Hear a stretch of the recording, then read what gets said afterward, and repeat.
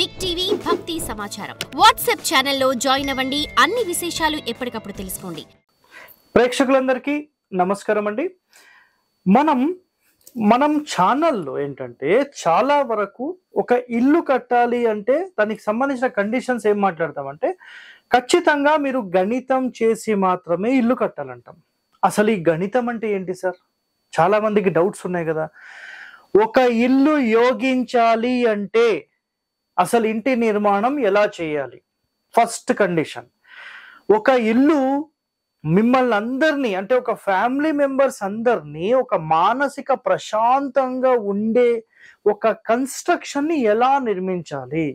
So ఇది very very important. ప్రాణం అనేది దేనికైనా ఉంటుంది, ఉండదంటారా? చెప్పండి.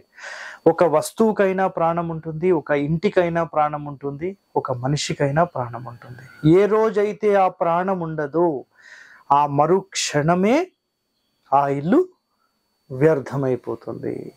ఒక మనిషి శరీరంలో ప్రాణం లేదు అంటే ఒక 24 hours కూడా ఆ మనిషిని ఇంట్లో ఉండనివ్వరు. తీసుకొని పోతారు, పాతి పెట్టడమా తగలబెట్టడమా చేసేస్తారు. సో అలాంటి ప్రాణం, అలాంటి ఒక సోల్ ఎనర్జీ అసలు ఎలా ఉండాలి? ఏ కొలత ప్రమాణాల ప్రకారం ఉండాలి?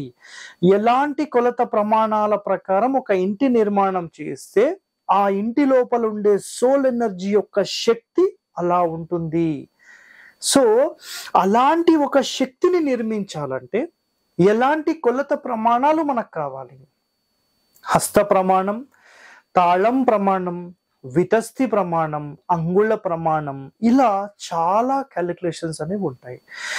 సో ఇలాంటి క్యాలిక్యులేషన్స్ అన్నీ మనం చేసి 100% ఒక మంచి ఆరోగ్యవంతమైన ఒక ఇంటి నిర్మాణం చేయాలంటే అసలు ఏ విధంగా ఈ క్యాలిక్యులేషన్స్ ఉంటాయి తెలుసా? చాలా మందికి తెలియదు.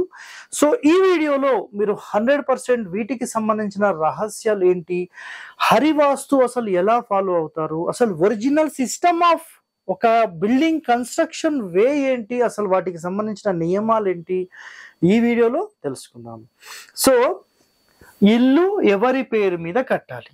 సో సాధ్యమైనంత వరకు మీరు ఎవరిని అడిగినా ఇల్లు ఎవరి పేరు మీద ఏమండి, యజమాని పేరు మీద కట్టేస్తారు. సింపుల్ కదా. రాంగ్ అండి.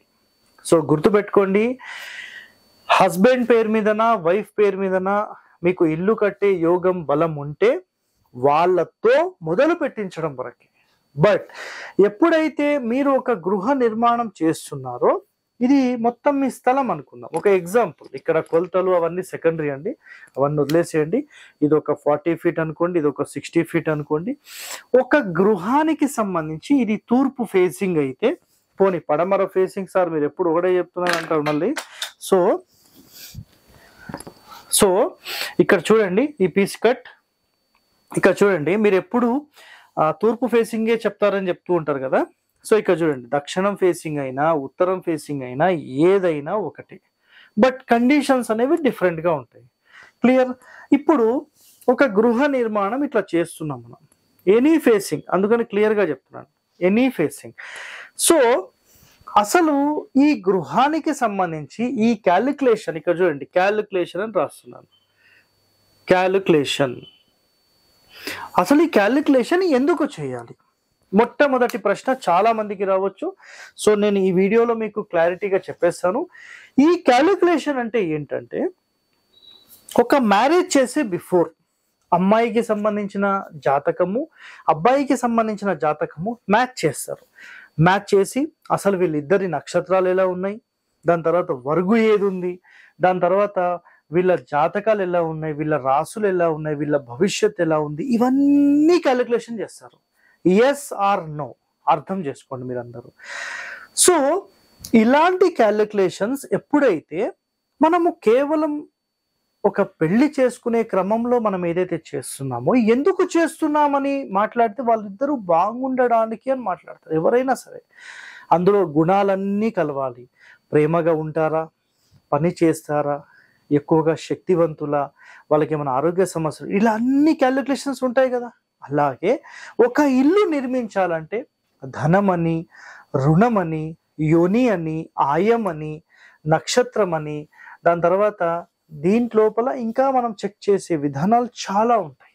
సో ఇన్ని గణం చెక్ చేసి మరి ఇవన్నీ ఎందుకు కట్టాలి అని భావిస్తే గనక, భార్యాభర్తలు ఎలాగైతే ప్రేమ అనుబంధాలతో బాగుండాలని మీరందరూ కోరి ఆ పెళ్లి చేస్తారో, ముందే జాతకాలన్నీ చూసుకొని చేస్తారో, సో అలాగే ఇంటి నిర్మాణం చేస్తాం. సార్ మీరు చెప్పింది బాగానే ఉంది, కాకపోతే చాలా పెళ్లిళ్ళు మళ్ళీ పెటాకులు అవుతున్నాయి కదా అంటారు.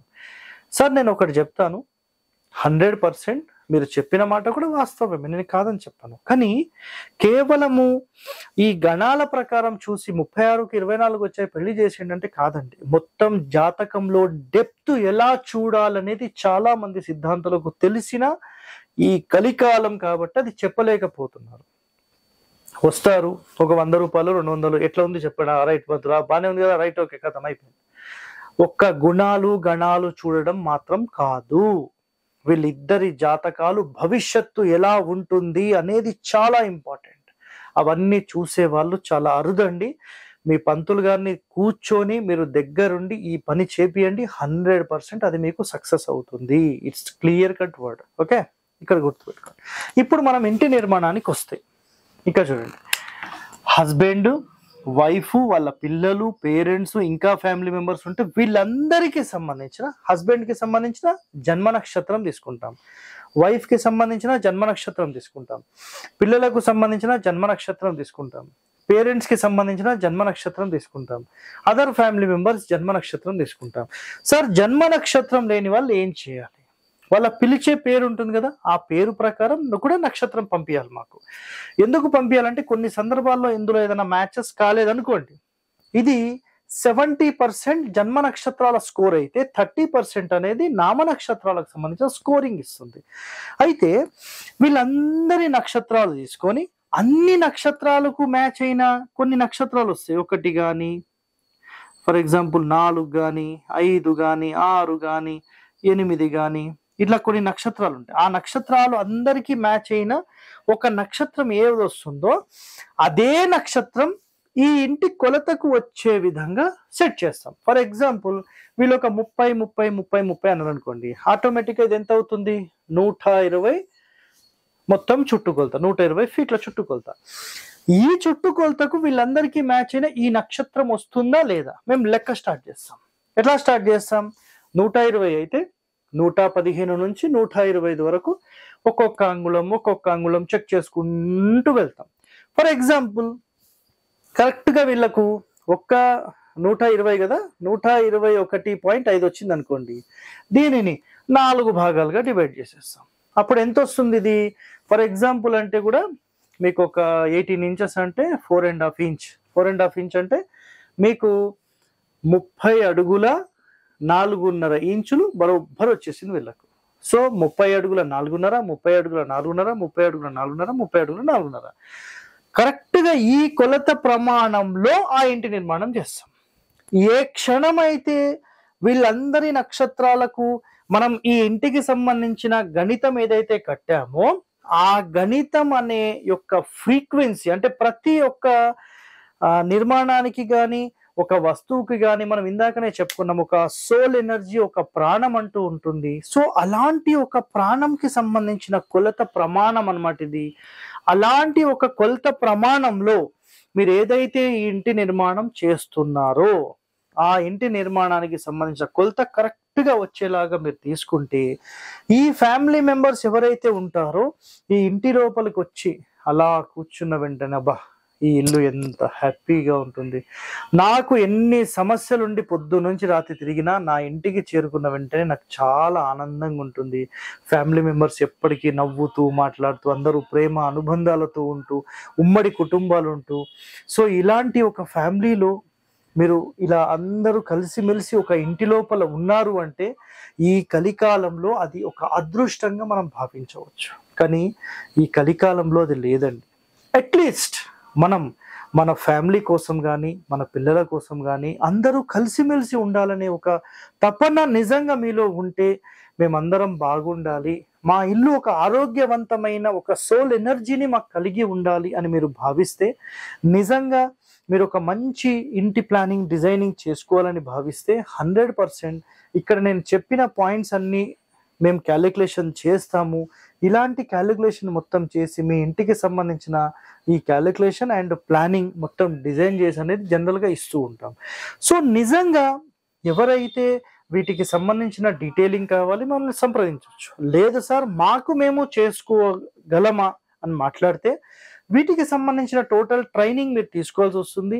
లేదు మేము సింపుల్గా చేసుకుంటాం సార్ అంటే గనక మీరు ఏం చేయండి అంటే హరివాస్తు ఆయం అనే ఒక వీడియో ఉంది. ఆ వీడియో మొత్తం చూడండి. అసలు ఇంటికి సంబంధించిన గణితం ఎలా చేయాలనేది దాంట్లో మొత్తం ఎక్స్ప్లెయిన్ చేశాం. మీకు మీరు 100% తెలుసుకోవచ్చు. ఓకే, సో ఇలాంటి మరిన్ని రహస్యాలు మీరు తెలుసుకోవాలి, ఒక ఇంటిని మంచి శక్తివంతంగా మార్చాలని భావిస్తే 100% మన ఛానల్ని సబ్స్క్రైబ్ చేసుకోండి. ఇలాంటి వీడియోస్ 10 మందితో షేర్ చేయండి. మీరందరూ బాగుండాలని కోరుతూ సెలవు తీసుకుంటున్నాను. ధన్యవాదాలండి. For more videos like this, subscribe Big TV channel.